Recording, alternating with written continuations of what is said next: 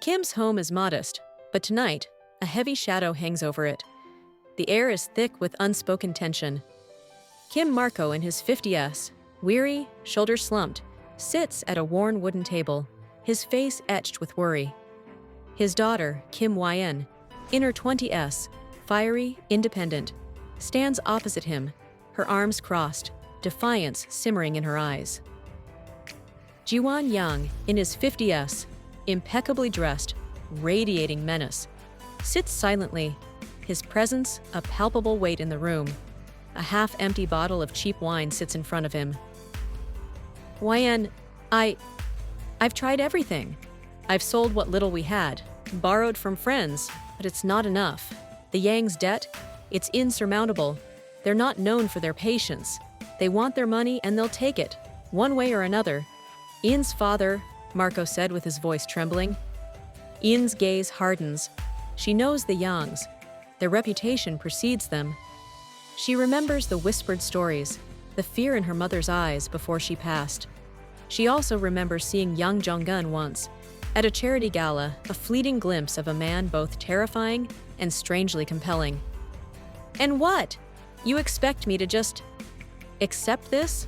To let them? She said bitterly. To let them ruin our lives? To... She coaxed back a sob. Marco interrupting, his voice cracking. It's not like that, Yen. It's not just about money. It's about our lives. Theirs. Their methods. They're not merciful. Do you understand? They'll hurt us. They'll take everything. Jiwan speaks for the first time, his voice a low, smooth purr that belies the danger he represents. There is a solution, Kim, a simple one, Jeongin. He's a practical man. He values efficiency, he calmly said. He pauses, letting the unspoken threat hang in the air. Marco shrinks under his gaze. A marriage, your daughter's hand in marriage to young Jeongin. It settles the debt. He will provide for you, for your family. Consider it a business transaction. In's eyes flash with anger. She clenches her fists, her body rigid with indignation. Marriage? To him? You think I'd willingly become a pawn in your games? A bargaining chip to settle your debts? I won't be used. I refuse, she said, voice rising. Marco reaches out, his hands trembling as he touches In's arm. His eyes are filled with a mixture of desperation and sorrow. I know, my love. I know. But it's the only way. Jiwan. He offered this as a solution. It's terrible choice, but it's the only one that keeps us alive. It's the only way to protect you. They'll hurt us if we don't comply. They'll take everything. Marco pleading. He trails off, unable to articulate the full extent of the threat. The weight of his responsibility crushes him. The silence hangs heavy, broken only by In's ragged breaths. The unspoken understanding passes between father and daughter. Survival demands sacrifice. The cost, Ian's freedom, her future, her life. And perhaps a chance encounter with a man she both fears and secretly wonders about. The weight of young Jeonggin's unseen presence hangs heavy in the room, a silent threat echoing Jiwan's words. A few days later, sunlight streams through tall arched windows, illuminating the opulent grandeur of the Yang's mansion. The air is thick with the scent of expensive flowers and polished wood. Kim Yen, dressed in a simple white dress that feels stark against the opulence around her, stands stiffly in the center of a vast, ornate drawing room. Her posture is rigid, her expression guarded. She looks out of place, a fragile wildflower in a cultivated garden. The simple dress is all she owns now. Her family's financial ruin is palpable in the stark contrast to her surroundings. The silence is broken only by the faint ticking of a grandfather clock in the corner. The room is almost eerily quiet, the stillness amplifying the tension. Then, young Jeongin, impeccably dressed in a dark suit that seems to absorb the light, enters. His presence fills the room, a palpable shift in the atmosphere. His gaze is intense, unwavering, as he assesses YN. He moves with a quiet confidence, a predator in his own domain. Welcome, YN. This arrangement is purely transaction. There are no illusions, no sentimentality. Understand that. Perfectly, Jeongin said, his voice low, controlled, each word precise. YN meets his gaze, her own eyes unwavering. She's not intimidated, not entirely. There's a flicker of defiance in her eyes, a spark of something else, perhaps a hint of reluctant fascination. The memory of her father's desperate pleas, the weight of her family's debt, fuels her resolve. Perfectly, and I expect to be treated accordingly. No games, no favors expected or demanded. My compliance is conditional, my respect earned. My family's ruin is not a bargaining chip I intend to let you exploit, YN said coldly, her voice steady. Jeongin studies her, a ghost of a smile playing on his lips. It's a chilling smile, devoid of warmth, suggesting a predatory amusement. Respect is not something I solicit, it's something I command. And you will learn to respect the boundaries of this arrangement. This marriage is a contract, YN, a contract that benefits us both. You provide compliance. I provide a protection for your family, a protection they desperately need, considering their current financial predicament. He pauses, letting the weight of his words sink in. He circles her slowly, his gaze never leaving hers. Jeongin continuing, his voice dropping to a near whisper. But understand this, YN. While this is a business arrangement, it is still a marriage, and within the confines of that contract, there are certain expectations, certain privileges. He stops directly in front of her, his eyes boring into hers. The air crackles with unspoken tension, a dangerous energy that hangs between them. And what are those privileges, Signor Yang? YN asked, her voice barely a whisper. Jeongin leans in, his breath ghosting across her cheek. The scent of his cologne, sharp, masculine, and undeniably alluring, fills her senses. Let's just say, you'll discover them in due time. A low chuckle escaping his lips. He straightens, his expression once again impassive. The moment passes, leaving Issa breathless, uncertain, and yet strangely intrigued. The game has begun. I await your instructions, Signor Yang, YN said, her voice regaining its composure. Jeongin gives her a curt nod. Good, because obedience is the first lesson in this contract. He turns and walks away, leaving YN alone in the vast, opulent room, the weight of her situation pressing down on her. The silence returns, heavier now, filled with the unspoken promises and threats of their forced union. The opulence mocks her family's poverty, a stark reminder of the price she's paying. YN and Jeongin navigate their forced marriage. Moments of tension, punctuated by unexpected tenderness. YN will discover Jeonggan's hidden vulnerability. A few days later, one day, at night, the kitchen is a study in contrasts. Sleek, modern appliances gleam under the soft light, yet the overall atmosphere feels strangely cold, sterile. YN, dressed in a simple nightgown, stands before a gleaming, impossibly complex espresso machine. Frustration creases her brow as she fumbles with the controls, the machine beeping in protest. The scene is a microcosm of her marriage to Jeongin, a clash between the opulent, unfamiliar surroundings and her own quiet determination. The sterile cleanliness of the kitchen is a stark contrast to the chaotic memory of the accident, a memory fueled by alcohol. The silence is broken only by the whirring and beeping of the machine and the occasional clink of ceramic as YN tries different settings. She sighs, defeated, and is about to give up when Jeongin enters. He just came back from work. He leans against the doorway, observing her with a mixture of amusement and something that might be concern. It's a fleeting expression, quickly masked by his usual impassive demeanor. The concern is a fleeting glimpse of the empathy he tries to suppress, a remnant of the man he was before the accident, before the alcohol took hold.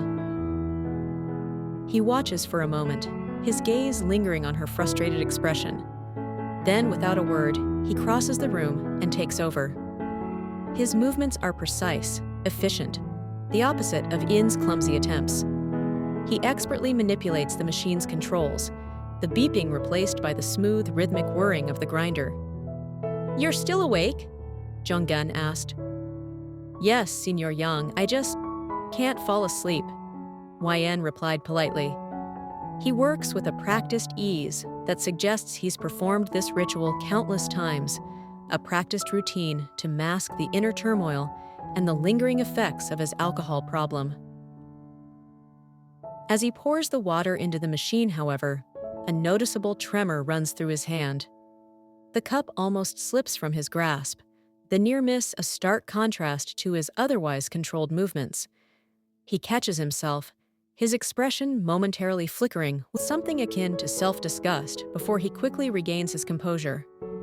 The tremor is a physical manifestation of the trauma he carries, a constant reminder of the night he lost control of his life, a night fueled by his alcohol abuse. "Senior Yang, are you okay? Your hands is shaking," Yen asked in concern. "Mind your own business here." He hands Yen the steaming cup of espresso, their fingers brushing briefly. The contact is fleeting, yet the tension between them is palpable. The silence stretches, heavy with unspoken emotions. Yen takes the cup, her gaze meeting his. His eyes, usually cold and calculating, hold a fleeting glimpse of weariness, a vulnerability that clashes sharply with his carefully constructed facade. "Thank you," Yen said softly. "You're welcome," Jeongin said, his voice low, controlled. He turns to leave, but pauses, his gaze lingering on her for a moment longer. He seems to be searching for something in her eyes, a confirmation perhaps, or an understanding. He finds neither and turns away, leaving Yen alone with her espresso, the lingering scent of expensive coffee unable to mask the unspoken tension in the air. The tremor in his hand, the fleeting weariness in his eyes, these subtle details hint at a hidden vulnerability, a fragility that belies his carefully constructed image of power and control. The tremor is a subtle echo of the tremors that still plague him from the night of the accident, a rainy night 3 years ago when he lost control of his car, a car he was driving too fast, under the influence of alcohol. His younger brother, Dongmin, died in the accident. The guilt and self-loathing are a constant weight, a burden he carries silently, exacerbated by his ongoing struggle with alcohol. The espresso machine, with its precise movements and controlled outcome, becomes a symbol of his desperate attempts to regain control over his life, a life irrevocably altered by the accident and his subsequent alcohol abuse. Then one day, Yen will discover an unexpected connection between them. The library is a cavernous space, lined with towering bookshelves filled with leather-bound volumes. The air is thick with the scent of old paper and polished wood. Yen sits nestled in a plush armchair, engrossed in a book. The soft glow of a nearby lamp illuminates her face, highlighting the concentration in her eyes. She's lost in another world, oblivious to her surroundings. The silence is broken only by the occasional rustle of pages. Then, a shadow falls across the page. Yen looks up, startled, to find Jeongin standing before her. He's not menacing, not this time. He's simply observing. His gaze is intense, but there's a different quality to it tonight, a quiet intensity, devoid of the usual predatory gleam. He watches her for a moment, his expression unreadable. Then he speaks, his voice low and surprisingly gentle. "You seem engrossed," Jeongin said softly. Yen closes her book, a slight blush rising on her cheeks. "It's captivating," Yen said quietly. After a significant pause, Jeongin speaks. "May I inquire what it is you're reading?" His gaze lingers a little too long on her face, a palpable hesitation before he speaks, as if choosing his words with unusual care. The pause is longer than necessary, a subtle indication of his inner turmoil. It's a collection of essays by Virginia Woolf. Moments of being, actually, Jeongin said, smiling slightly. There's another long pause, Jeonggin's eyes searching hers. Woolf. Yes, I've read some of her work. Intriguing prose. Her exploration of interiority is quite remarkable. His responses are punctuated by these significant pauses, each silence laden with unspoken weight. The pauses are like the silences that followed the screams on that night. The night of the accident, a night that continues to haunt him. She has a way of capturing the fleeting moments, the ephemeral nature of experience. A longer pause this time, Jeonggin's gaze dropping to the floor for a moment before meeting hers again. Yes, fleeting moments, they can be both beautiful and devastating. He speaks with a quiet intensity, his voice barely above a whisper. There's a vulnerability in his tone, a rawness that contrasts sharply with his usual controlled demeanor. He's revealing a depth of emotion, a capacity for introspection that YN hadn't previously witnessed. A flicker of surprise crosses In's face, quickly replaced by a thoughtful expression. She recognizes the vulnerability in his words, the unspoken pain behind his carefully chosen phrases. He's letting down his guard, she thinks, and it's both terrifying and strangely compelling. A conversation ensues, a surprising exchange of ideas and perspectives. They discuss Woolf's writing, delving into the complexities of her prose, her exploration of consciousness, her portrayal of female experience. Jeongin reveals a surprising depth of knowledge, a genuine intellectual curiosity that belies his hardened exterior. He listens intently to In's insights, his gaze occasionally lingering on her face, a hint of something unreadable in his eyes. The conversation reveals a shared intellectual connection, a mutual appreciation for literature and art. But beneath the surface of their intellectual exchange, a subtle vulnerability emerges. Jeonggin's quiet intensity, his significant pauses, his occasional hesitations, these subtle details betray a hidden fragility, a vulnerability that he rarely allows himself to show. YN observes him with a mixture of surprise and a dawning understanding, recognizing the depth of his pain and the courage it takes for him to reveal even this small glimpse of his true self. The shared intellectual connection is a bridge, a tentative connection built on shared understanding and mutual respect, a connection that offers a glimmer of hope amidst the darkness of his past. The moments between them significantly increase. Because of In's curiosity about Jeongin, she wonders if there's more to him than she ever imagined. So when YN saw Jeongin is busy on his study room, she thinks this as an opportunity to get to know him. The study is a masculine space, dominated by a large mahogany desk piled high with paperwork. The room is dimly lit, illuminated only by a desk lamp casting a harsh, focused light on the documents spread across the surface. Jeongin sits hunched over his work, his face etched with fatigue. Empty coffee cups and crumpled papers litter the desk, testament to a long, arduous night. The air is thick with the scent of stale coffee and something akin to despair. Jeongin is lost in his work, oblivious to the passage of time. He's surrounded by legal documents, financial statements, and strategic plans, the paraphernalia of his empire. He works with a grim determination, his brow furrowed in concentration. But beneath the surface of his focused intensity, a weariness is evident, a deep-seated exhaustion that goes beyond simple fatigue. Another night lost in the labyrinth of paperwork, another night escaping the ghosts that haunt my waking hours, he thought. The silence is broken only by the scratch of his pen and the occasional sigh. Then a hesitant knock on the door. Jeongin looks up, startled, his gaze momentarily losing its focus. YN enters, her expression hesitant, uncertain. She stands in the doorway, clutching a small tray bearing a steaming cup and saucer. Jeongin watches her approach, his expression shifting subtly. A flicker of something akin to relief crosses his face, quickly masked by his usual controlled demeanor. The relief is a fleeting glimpse of vulnerability, a crack in his carefully constructed facade.